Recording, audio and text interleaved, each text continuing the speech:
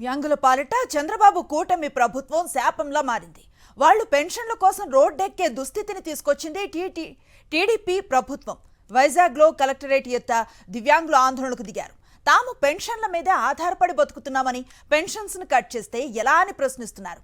తమకు పెన్షన్లను పునరుద్ధరించాలని వేడుకుంటున్నారు. మేము ఆ ఫంక్షన్ మీద ఆధారపడి బ్రతుకుతున్నాం. ఎందుకంటే ఆ ఫంక్షన్ లేకపోతే మాకు తిండి లేదు. ఆ ఫంక్షన్ వల్లే మేము మా కుటుంబాన్ని మేము పోషించుకుంటున్నాం. ఈ యొక్క పరిణామంలోనే ఫంక్షన్లు తీసేస్తున్నాము, సర్టిఫికెట్లు వెరిఫికేషన్ చేస్తున్నామని మమ్మల్ని రోడ్డు మీదకి తీసుకురావడం జరిగింది. ఈ రోడ్డు మీద మా చంద్రబాబు నాయుడు గారు కానీ, అలాగే లోకేష్ గారు కానీ, పవన్ కళ్యాణ్ గారికి ఒకటే నేను చెప్తున్నాను, మేము కానీ రోడ్డు మీద ఎక్కినట్టయితే నెక్స్ట్ వచ్చేది ప్రభుత్వంలోని మీ ప్రభుత్వం ఉండదు. ఆ పాప మందులు కొనాలా, నేను మందులు కొనుక్కోవాలి. మరి అలాంటిది ఈ ప్రభుత్వం కూడా మరి 3 సంవత్సరాల ప్రభుత్వం ఇచ్చింది. మరి ఈ ప్రభుత్వంలో మరి ఇంకా పూర్తిగా 50 సంవత్సరాలు రావాలా, నీ కార్డులో ఉంది, నీకు పెన్షన్ వస్తుంది. మేము ఇవ్వం. స్కూల్లోని కూడా చదువుతుంది, శాంతాశ్రమంలో చదువుతుంది 9వ క్లాసు.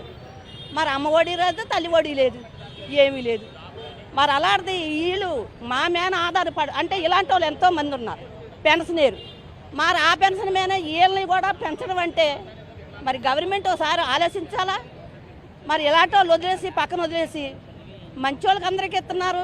మళ్ళీ ఇలాంటి వికలాంగులకి అన్ని పనులు వీళ్ళే చెయ్యాలా. 18 సంవత్సరాలు వచ్చింది ఈ పిల్లకి, మరి ఆ పిల్లకి 50 సంవత్సరాలు రావాలట. ఈ ప్రభుత్వం కూడా మరి వీళ్ళు అడగదొక్కి నాకు వచ్చిందో, మరి న్యాయం చేయనాకు వచ్చిందో ఒక మాట నేను అడుగుతున్నాను.